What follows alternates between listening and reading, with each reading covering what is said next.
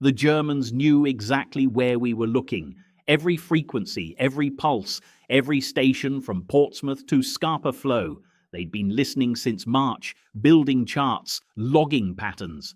By summer 1940, Luftwaffe intelligence officers could tell you Ventnor transmitted at 26 megahertz, Poling at 23, Dover at 28. They knew our radar coverage better than some of our own pilots knew it. They were so certain of this intelligence that they stopped checking whether it might be wrong. That certainty killed them.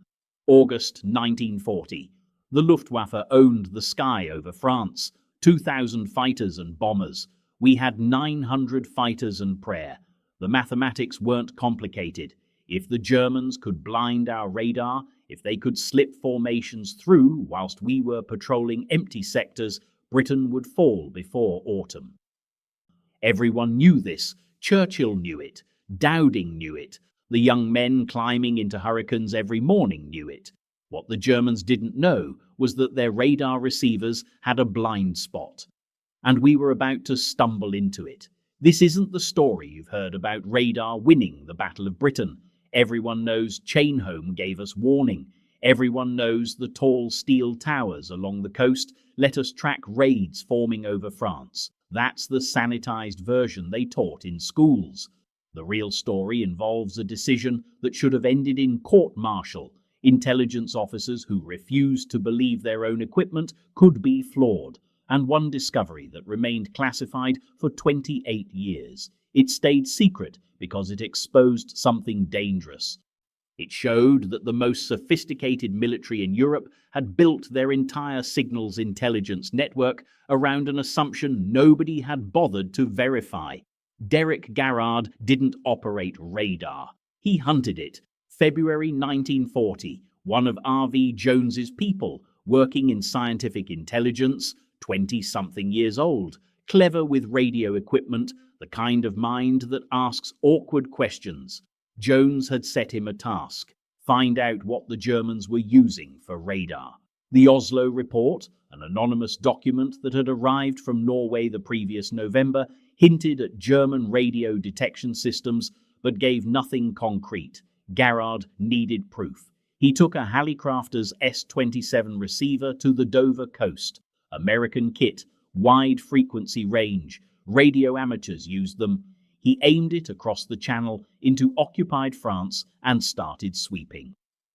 Hour after hour, most of what he heard was noise, atmospheric interference, our own transmissions bouncing back. Then at 125 megahertz, he found something that didn't belong. Regular pulses, rotating pattern, coming from somewhere near Calais. That was Freya, German early warning radar, operating at a frequency our own Chainholme couldn't use because our transmitters were stuck down at 20 to 30 megahertz. We'd built radar first. They'd built it better. The Freya stations worried Jones enormously. If German radar could detect our bombers forming up over England, whilst our Chainholme could barely see past the French coast, the Germans had the advantage before a single bomb dropped. But there was something else. German radio intercept stations, listening posts all along the Atlantic Wall, they weren't just detecting our radar. They were cataloguing it, learning its frequencies, understanding its patterns. Kriegsmarine signals, intelligence ran the operation. Systematic, 24 hours daily. From Cherbourg to Ostend, receiver stations swept the electromagnetic spectrum, noting every British transmission. By March, they'd built comprehensive frequency logs. They knew Ventnor's transmitter threw out 40 kilowatts at 26 megahertz. They knew the pulse repetition rate. They knew when stations went offline for maintenance. German intelligence officers could draw you a map of British radar coverage without visiting England. The Reich's Radio Intelligence Library was an electromagnetic photograph of our air defense. This wasn't guesswork. The Germans had deployed their own naval radar, SeaTact, as early as 1938. Their engineers understood radio direction finding intimately. When Luftwaffe reconnaissance flights detected British radar pulses during channel crossings in late 1939, German analysts recognized the signatures immediately. They knew what they were hearing because they'd built similar systems themselves. That knowledge gave them confidence that bordered on arrogance. Oberkommando der Luftwaffe planning documents from April 1940 referenced British radar frequencies explicitly in operational briefings. Bomber crews received pre-flight intelligence indicating which coastal sectors had active radar. German electronic warfare units were developing jamming equipment tuned to those catalogued frequencies. The logic was simple. If you know precisely where your enemy is looking, you can either avoid their gaze or blind them entirely. German technical superiority seemed total. Their Würzburg radar systems entering service in 1940 used sophisticated superheterodyne receivers. These weren't crude crystal sets cobbled together in university labs. They were precision instruments built by Telefunken engineers who understood electromagnetic theory better than almost anyone in Europe.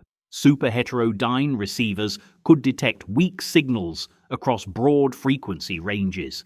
They were the finest radio equipment anywhere. German military leadership believed their listening technology could detect any British radar transmission instantly, regardless of frequency changes. This confidence went beyond passive listening. Luftwaffe intelligence officers kept detailed logs tracking variations in chain-home transmission patterns. If a British station shifted frequency by even half a megahertz, German monitoring posts noticed within hours. The operators prided themselves on this vigilance. Their reports all said the same thing. British radar operated on predictable, stable frequencies. The enemy wasn't attempting deception because they apparently didn't realize deception was possible. By summer 1940, as Operation Adlerangriff planning intensified, German military intelligence considered Britain's radar network essentially transparent. Every transmission frequency logged, every station mapped, every pulse characteristic documented. The Luftwaffe's electronic warfare people assumed complete awareness of British early warning capabilities. Goering predicted Fighter Command would be destroyed in 4 days. His intelligence chief, Major Schmid, had submitted reports describing the RAF as inferior in every way. One report didn't mention radar at all. Another mentioned it but dismissed its importance. What they were about to discover was that confidence built on comprehensive intelligence could shatter against something they'd never considered. A flaw in their own equipment that their finest engineers had dismissed as irrelevant. August 12, 1940. The Luftwaffe began operations against Fighter Command. 4 chain-home stations were attacked. 3 went briefly offline. Ventnor on the Isle of Wight took the worst hit. The Luftwaffe was testing something. Could they punch holes in British radar coverage? The raids damaged buildings, destroyed some equipment, but the steel towers survived. Open lattice construction. Bombs passed straight through without bringing them down. Within hours, 3 stations were back online. Ventnor took longer. They'd hit the power grid. But here's what's strange. After those attacks, the Luftwaffe didn't press the advantage. They'd proven they could damage radar stations. They knew exactly where every station stood, yet they never mounted a sustained campaign against chain home. Historians have argued for 80 years about why. Some say Hitler didn't understand radar's importance. Some say the Luftwaffe believed the raids weren't cost-effective because the towers were too hard to destroy. Both explanations miss something. The Germans didn't attack our radar systematically because they believed they could hear it anyway. Why destroy stations when you can simply listen to what they're transmitting and plan around it? Why waste bombers on steel towers when your Würzburg receivers are cataloguing every pulse they send out? German intelligence had spent months building an electromagnetic map of British air defences. They trusted that map completely. They shouldn't have. Superheterodyne receivers work through clever engineering. They mix incoming radio signals with a locally generated frequency, creating an intermediate frequency that's easier to amplify and process. This design dramatically improves receiver sensitivity and selectivity. It's why superheterodyne architecture dominated radio technology for half a century. But that clever design creates a problem. If the incoming signal frequency sits too close to the intermediate frequency, the maths breaks down. Telefunken engineers had selected 15 MHz as their intermediate frequency. It offered excellent amplification. It fell conveniently between typical radar bands and broadcast frequencies. The choice made perfect sense on paper. In practice, it created a catastrophic vulnerability.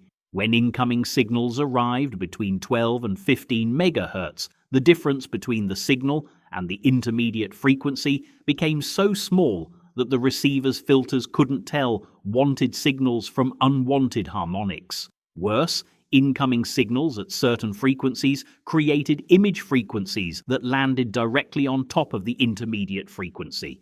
The receiver jammed itself. German operators monitoring those frequencies saw their meters slam to maximum. They heard overwhelming noise, nothing usable at all. Telefunken's internal documentation, recovered after the war, shows their engineers spotted this blind spot during initial receiver development in 1937. Internal memos discussed the problem extensively. Designers noted that incoming signals between 12.5 and 15.2 MHz would cause reception problems. The proposed solution was simple. German radar systems would avoid operating in this frequency range. Enemy systems would do likewise, because any competent engineer would recognize the band's limitations for long-range air search. That assumption was the flaw in German technical thinking. They'd optimized their receivers for detecting German-style radar systems. They'd designed equipment to monitor threats that looked like German technology.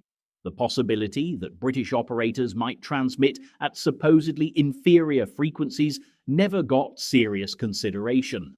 Chainhome operated between 20 and 30 MHz, standard frequencies well outside the German blind spot. Our transmitters were built around massive valves that couldn't easily be retuned. Changing frequency required physical adjustments to antenna matching networks, recalibration of pulse timing circuits, checking that receiver sensitivity stayed adequate. It wasn't something you did on a whim. Air Ministry protocols treated frequency allocation like gospel. You didn't deviate, you didn't improvise. But protocols are written by people in offices who don't watch German aircraft respond to British radar in real time. The discovery didn't come from scientific intelligence or the telecommunications research establishment or any of the places you'd expect. It came from someone noticing that German pilots behaved differently under circumstances nobody had thought to correlate. Luftwaffe reconnaissance flights had been growing increasingly clever about avoiding radar detection. They'd fly at specific angles, certain altitudes, making subtle course adjustments that suggested they knew British radar was tracking them. Our radar operators watched these patterns develop through spring and summer 1940. Then occasionally, unpredictably, German aircraft would behave as though they had no idea British radar existed. They'd hold course, altitude, speed, flying lazy circuits like training exercises over the channel. No evasive maneuvers whatsoever. These incidents seemed random. Different aircraft, different days. No obvious pattern, until someone started logging the details, exact times, frequencies, aircraft types, German pilot responses. What emerged was extraordinary. Every time British radar transmissions drifted below 15 MHz, German reconnaissance aircraft showed no sign of knowing they were being tracked.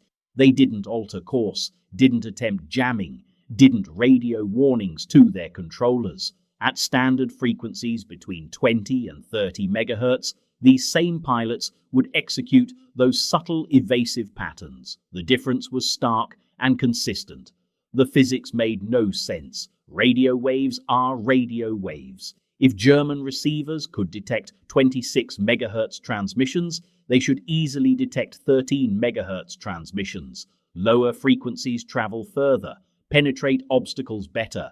If anything, German monitoring posts should notice lower frequencies more readily, yet the operational evidence contradicted every logical assumption.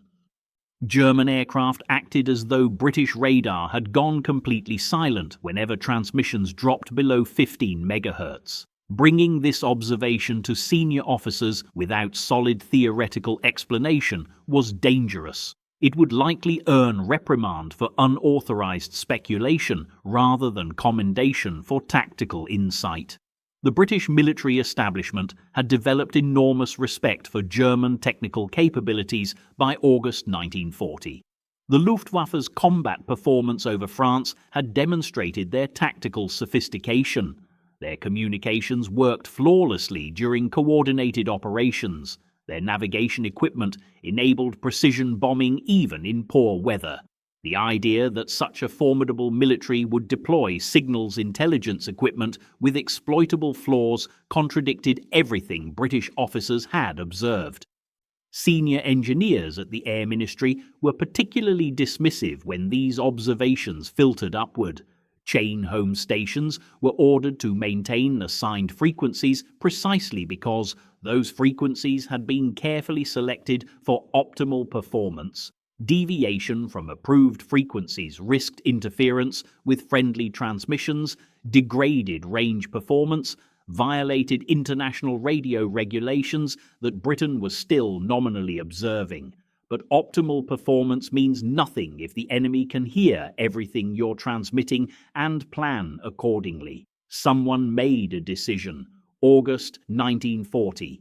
The decision should have resulted in court-martial. It violated every regulation. It required accomplices. It demanded technical modifications that would leave radar sectors blind for 40 minutes each. 40 minutes when German bombers could slip through undetected. The weight of that potential consequence made sleep impossible. But the alternative was continuing to broadcast on frequencies the Germans were monitoring whilst losing the Battle of Britain through mathematical inevitability. The plan required coordination, multiple stations shifting frequencies simultaneously. If only one station tried this, German intelligence would notice the anomaly immediately. But if several stations across the central channel sectors moved together, if they held the unauthorized frequencies for 72 hours, Fighter Command would have 3 full days of operations, enough time to see whether German raid responses changed significantly. The technical execution required careful planning. Chain home transmitters used massive 1500-watt valves. They couldn't be retuned like a household wireless set. The frequency change demanded physical adjustments to antenna matching networks, recalibration of pulse timing circuits, checking that receiver sensitivity stayed adequate at the non-standard frequency. Each station needed at least 40 minutes of transmitter off time to complete the modifications. 40 minutes when their sector would be completely blind to incoming raids. The modifications were staggered across midnight watch changes when supervisory officers were least attentive and incoming air traffic typically decreased. This stagger meant at least 2 stations kept coverage throughout the modification period, reducing tactical vulnerability. It also meant multiple separate acts of insubordination rather than one coordinated mutiny. August 16, 1940, shortly before midnight, 3 coastal radar stations began shifting frequencies, Ventnor, Poling, Pevensey, moving from their assigned frequencies down to 13.5 MHz. The transmitter's pitch dropped noticeably as the frequency fell. The operators knew this single action violated every regulation they'd sworn to uphold. They also knew that correct frequencies mattered more than correct paperwork when Fighter Command needed every possible advantage. The first test came at 06:15 hours on August 17th, a massive formation building over Cherbourg. Return echoes so strong they saturated the displays. over 80 Junkers 87s and Dornier 17s assembling for a coordinated strike against fighter command airfields. Within minutes, Poling and Pevensey confirmed identical contacts. This wasn't malfunction. This was the largest Luftwaffe formation anyone had observed since Adler Angriff commenced 5 days earlier. What made this formation significant was German behavior during assembly. Luftwaffe bomber streams typically did their formation building well outside British radar range precisely because they knew chain home stations were monitoring. Yet this formation assembled in plain view, barely 50 miles from the English coast, reconnaissance aircraft circling lazily at patrol altitude. The German pilots showed no sign they believed British radar was tracking them. No evasive maneuvering, no formation dispersal, no radio chatter suggesting awareness of detection. Fighter Command's response was devastating. Squadron leader Peter Townsend's 43 Squadron scrambled from Tangmere at 0632 hours, climbing to intercept altitude with 35 minutes advance, warning instead of the usual 15.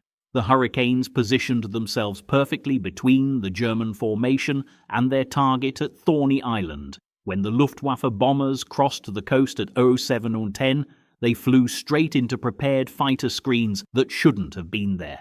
The engagement lasted 18 minutes. German bomber crews expecting surprise advantage found themselves under coordinated attack from multiple squadrons that had achieved ideal altitude and position. Townsend's after-action report noted something odd. German fighter escorts seemed genuinely shocked by the intensity and preparedness of British response. Several Messerschmitt 109 pilots broke formation early, apparently convinced they'd encountered overwhelming opposition rather than simply well-positioned defenders with excellent advance warning. By 0730 hours, the Luftwaffe formation had fragmented completely. 9 German aircraft went down over Sussex. 14 more took damage severe enough to abort their mission. The remaining bombers scattered their payloads across empty countryside miles from intended targets. Fighter Command lost 2 Hurricanes. Both pilots bailed out safely. The tactical exchange ratio was remarkable, but what struck observers monitoring the engagement was German confusion throughout the entire contact. Luftwaffe radio intercepts captured by Y stations revealed pilots reporting that British radar must have been offline because no jamming warnings had triggered in their cockpits. German electronic warfare equipment designed to alert crews when British radar illuminated them had stayed silent throughout the approach. From the Luftwaffe perspective, they'd flown through a radar blind zone, yet somehow encountered perfectly positioned fighters. It made no sense to them. The pattern repeated itself throughout August 17th and 18th. German formations that should have achieved tactical surprise instead met prepared defences at every target approach. Luftwaffe intelligence officers monitoring British radio traffic could hear fighter command controllers directing squadrons with uncanny precision, yet their own listening posts reported no corresponding radar emissions in the expected frequency ranges. The logical conclusion that chain home had somehow become invisible was dismissed as impossible by German technical staff who insisted their Würzburg receivers covered all relevant frequencies. By August 19th, Luftwaffe operational reports began documenting an unexplained phenomenon. British interception success rates had inexplicably jumped 40% across the Central Channel sectors. German bomber crews returning from raids reported that Fighter Command appeared to possess supernatural advanced knowledge of raid timings and approach vectors. What they didn't realize was that supernatural knowledge had a perfectly mundane explanation. British radar transmissions at 13.5 MHz were tracking every German aircraft with complete impunity, whilst German listening posts heard nothing but electromagnetic silence where British radar should have been screaming. Captain Lieutenant Hensler supervised Kriegsmarine's primary signals intelligence station at Cap Gris-Nez. Sophisticated Telefunken receivers had monitored British radar transmissions since February 1940. His reports to Oberkommando der Kriegsmarine had always followed predictable patterns, daily frequency logs showing chain home stations broadcasting at their assigned wavelengths, pulse repetition rates matching established characteristics, transmission power levels consistent with known equipment specifications. But on August the 20th, 1940, Hensler's report contained something unprecedented. 3 coastal stations had simultaneously vanished from German monitoring logs, whilst British fighter direction quality improved dramatically. The disappearance wasn't gradual degradation or atmospheric interference. Ventnor, Poling and Pevensey had simply stopped transmitting on their catalogued frequencies between August 16th and 19th. German receivers monitoring 26, 23 and 24 MHz respectively heard nothing but background noise where powerful radar pulses should have been saturating their equipment. Yet Luftwaffe pilots returning from raids over Sussex and Hampshire reported fighter interceptions that clearly indicated active radar guidance. It made no sense under any principle of German signals intelligence doctrine. Hensler's first thought was equipment failure.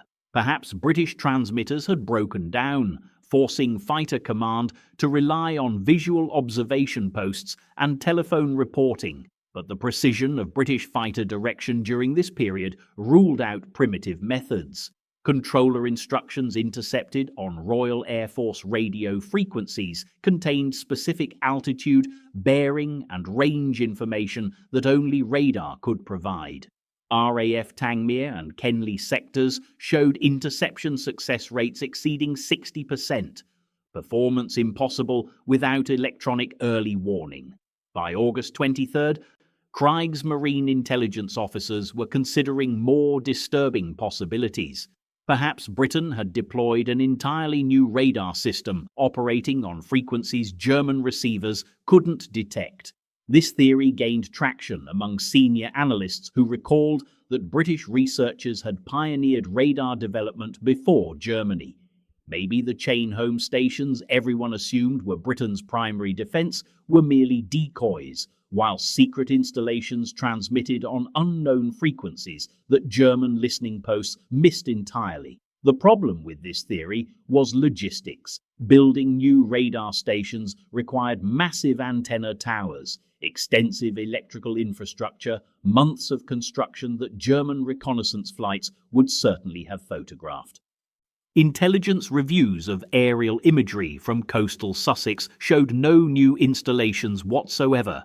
The same transmitter masts present in May 1940 remained the only radar infrastructure visible. Unless Britain had somehow invented invisible radar towers, the missing stations had to be the same physical installations German intelligence had monitored for months. A third hypothesis emerged from Telefunken engineers who examined Würzburg receiver specifications after Hensler forwarded his puzzling reports to Berlin.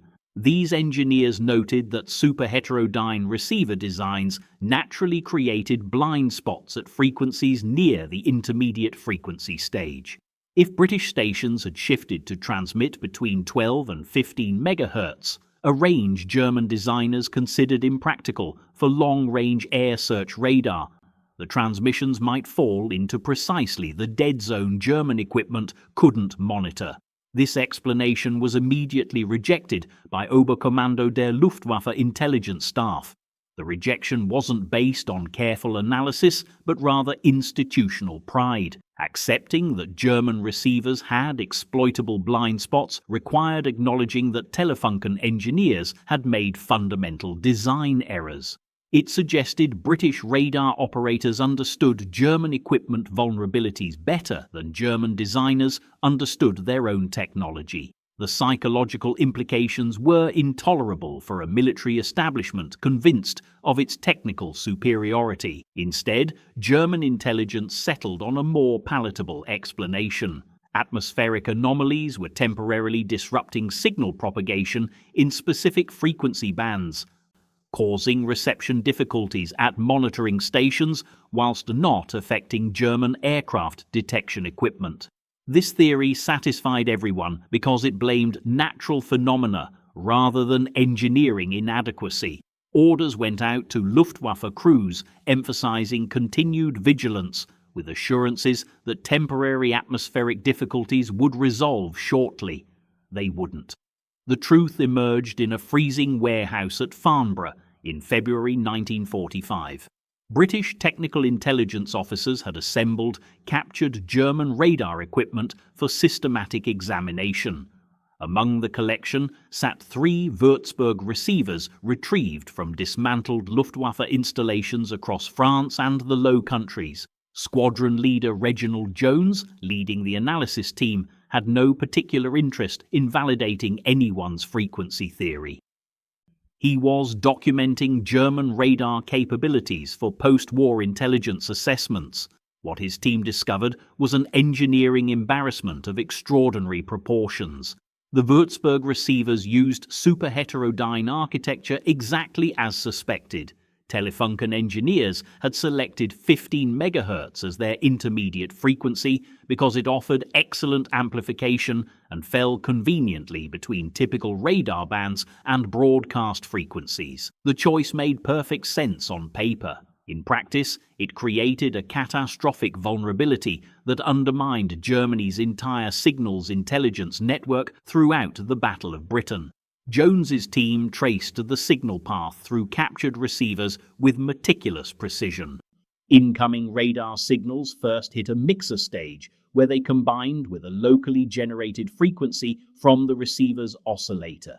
This mixing process should have converted any incoming frequency into the 15 MHz intermediate frequency for amplification and processing. But when incoming signals arrived between 12 and 15 MHz, the maths of heterodyne mixing broke down completely. The problem was fundamental physics. When the incoming signal frequency got too close to the intermediate frequency, the difference between them became so small that the receiver's filters couldn't tell wanted signals from unwanted harmonics. Worse, incoming signals at 13 to 14 MHz created image frequencies that landed directly on top of the intermediate frequency, causing the receiver to jam itself through constructive interference. German operators monitoring these frequencies would have seen their meters peg completely, hearing only overwhelming noise. Technical documentation recovered from Telefunken's Berlin laboratories confirmed what Jones's team had worked out experimentally. German engineers had identified this blind spot during initial receiver development in 1937. Internal memos discussed the issue extensively. Designers noted that incoming signals between 12.5 and 15.2 MHz would cause reception problems. The proposed solution was straightforward. German radar systems would avoid operating in this frequency range, and enemy systems would do likewise, because any competent engineer would recognize the band's limitations for long-range air search. That assumption was the flaw. Telefunken engineers had optimized their receivers for detecting German-style radar systems operating at frequencies they considered optimal, roughly 20 to 30 MHz for air search, higher frequencies for precision tracking. They designed equipment to monitor threats that looked like German technology. The possibility that British operators might deliberately exploit receiver vulnerabilities by operating at supposedly inferior frequencies never got serious consideration. Post-war interrogations of Luftwaffe signals intelligence personnel confirmed the operational consequences. German listening posts had indeed detected no British radar transmissions between August 16th and 19th, 1940 across the Central Channel sectors. Operators reported equipment malfunction to supervisors who ordered receiver recalibration. The receivers were working perfectly. They simply couldn't detect transmissions in their designed blind spot. German technical staff convinced their equipment was infallible, blamed British equipment failure rather than German receiver limitations. What made the oversight particularly damaging was its systematic nature. Germany had deployed dozens of Würzburg receivers across occupied Europe, all sharing identical intermediate frequency design, all possessing identical blind spots.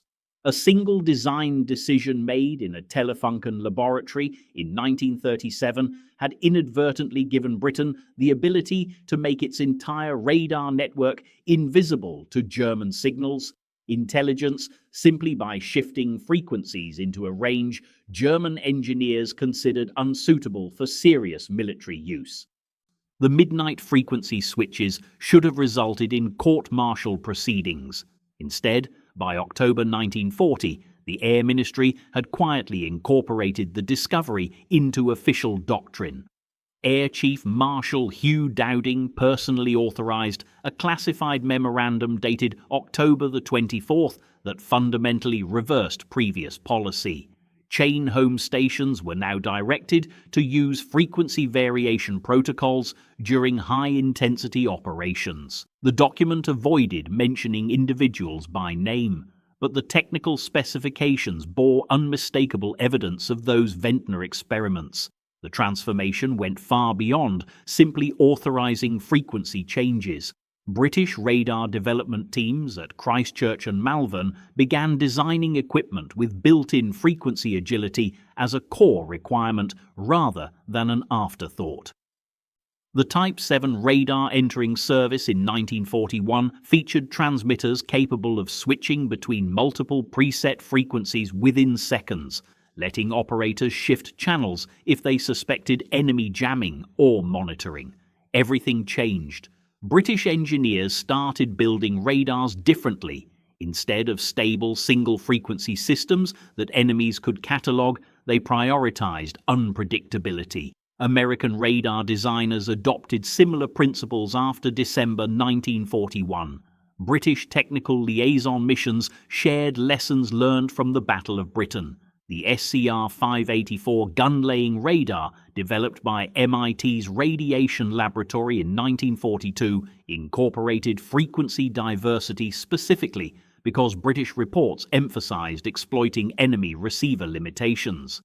American engineers went further, developing automatic frequency selection systems that cycled through available channels based on detected interference patterns, making their radars even harder for Axis forces to monitor or jam.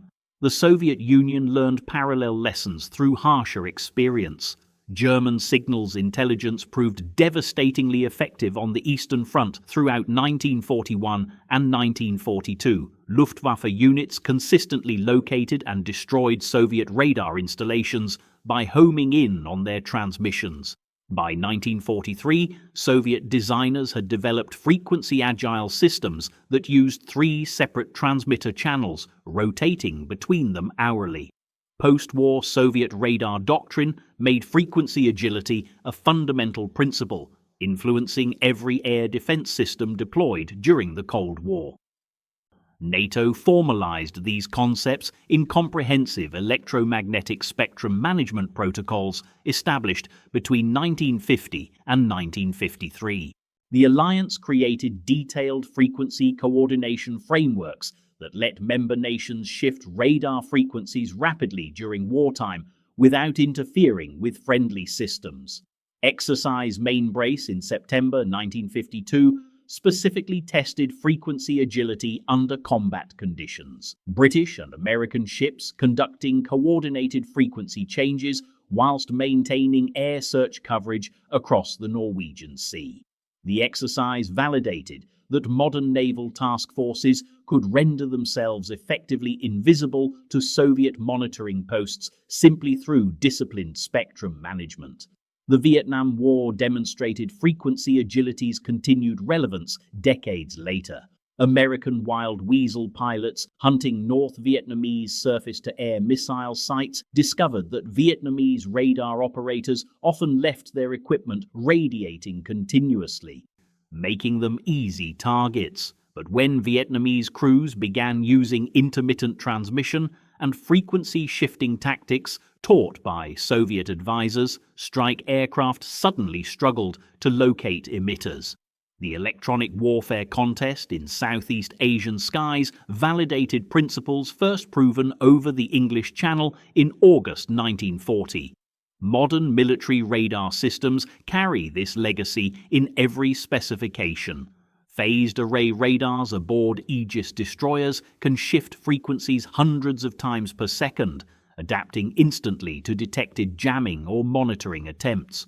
Aircraft like the Eurofighter Typhoon use radar systems that analyze enemy receiver characteristics before selecting transmission frequencies most likely to penetrate hostile electronic warfare environments. The principle hasn't changed since 1940. Understanding your enemy's receivers matters as much as improving your own transmitters. Electronic warfare isn't merely about broadcasting stronger signals. It's about transmitting where your enemy cannot hear. Exploiting the dead zones in their equipment that their own engineers failed to recognize or dismissed as irrelevant. The official secrets surrounding the frequency discoveries weren't declassified until 1968, 28 years after that midnight switch. The delay wasn't bureaucratic oversight, but deliberate policy.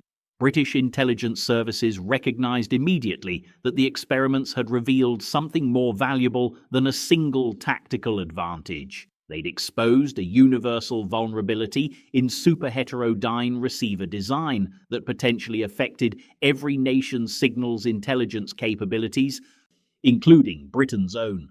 Publicising how British operators had exploited German equipment flaws risked alerting potential adversaries to examine their own systems for similar weaknesses. The classified status created odd consequences. Personnel who'd participated in the frequency operations continued radar service throughout the war. Some achieved warrant officer rank, served in North Africa where frequency manipulation techniques proved equally effective against Italian monitoring stations. Their files contained commendations from commanding officers praising innovative approaches to electromagnetic spectrum utilization. But none of these commendations could specify what innovations they'd actually implemented. Post-war recognition arrived in frustratingly vague forms: standard decorations. Citation language so generic it could have applied to any radar operator who'd served during the Battle of Britain. No mention of frequency experiments, no reference to tactical innovation, nothing indicating they'd fundamentally altered electronic warfare doctrine. The British honours system, constrained by secrecy requirements, could acknowledge service but not explain why it mattered. The 1968 declassification finally allowed proper historical assessment. Military historians examining Battle of Britain records discovered that German interception rates against British bomber formations had declined measurably during periods when chain home stations used non-standard frequencies. The numbers didn't lie. Frequency agility directly reduced Luftwaffe combat effectiveness. Academic papers published between 1970 and 1975 analysed the frequency experiments as pivotal moments in electronic warfare development, placing them alongside more famous technological breakthroughs like centimetric radar and cavity magnetron development. Modern stealth technology owes conceptual debt to that fundamental insight. Understanding enemy sensor limitations matters more than merely reducing your own detectability. The Lockheed F-117 Nighthawk, designed in the late 1970s, used radar-absorbent materials optimized for specific frequency bands where Soviet air defense radars operated. American engineers had analyzed captured Soviet equipment exhaustively, identifying which frequencies their receivers used most effectively, then designing aircraft surfaces that scattered radar energy away from those precise bands. Same principle applied 30 years later. Today's electronic warfare extends this into software. Modern radar warning receivers don't simply detect when they're being illuminated. They analyze the illuminating radar's characteristics, identify the specific model, then predict its processing limitations based on known design constraints. Syrian air defenses discovered this painfully in 2007, when Israeli aircraft apparently penetrated sophisticated Russian-supplied radar networks without detection. Post-operation analysis suggested Israeli electronic warfare systems had identified receiver processing bottlenecks and transmitted deception signals specifically crafted to overwhelm those constraints, rendering expensive radar installations effectively blind. Different technique, identical principle: find the enemy's weakness, exploit it mercilessly. The lesson isn't merely technical, it's psychological. The Germans knew where we were looking. They knew our frequencies. They knew our power levels. They knew everything.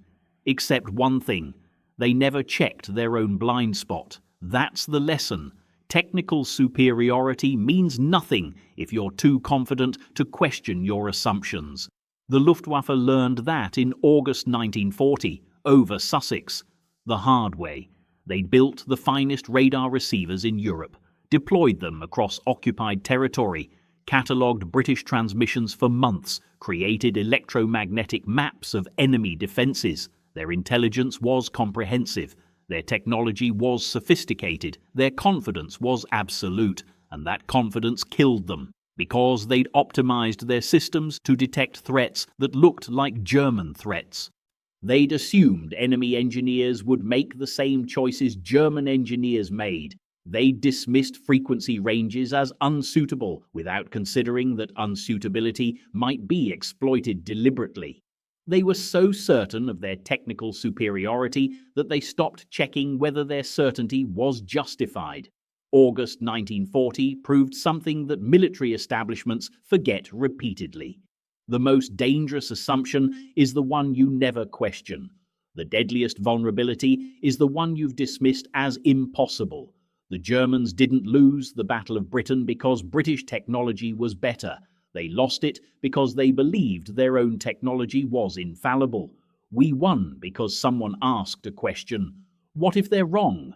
What if their receivers have blind spots? What if we can transmit where they can't hear us?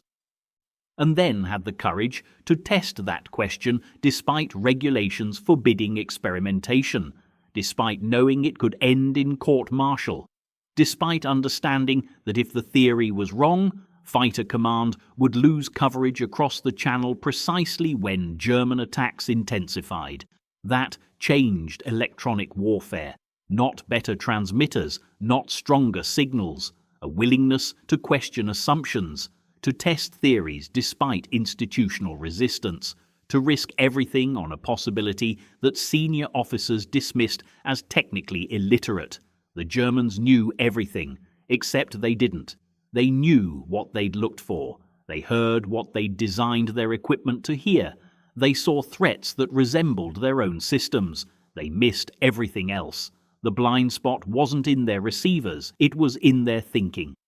August 1940. Radar operators violated regulations, shifted frequencies into a range German engineers had dismissed as unsuitable, watched German formations assemble in plain view whilst Luftwaffe pilots believed they were invisible, guided Fighter Command interceptors to perfect positions whilst German intelligence reported that British radar had mysteriously failed. 72 hours. That's all it took to prove the theory.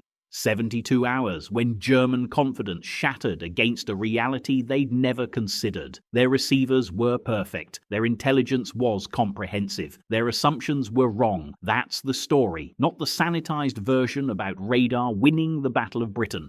The real story about confidence, assumptions, and blind spots nobody bothered to check. The story that stayed classified for 28 years because it revealed something dangerous. Something military establishments didn't want potential adversaries to understand. Your enemy's greatest strength might be their greatest weakness, if they're too confident to question it.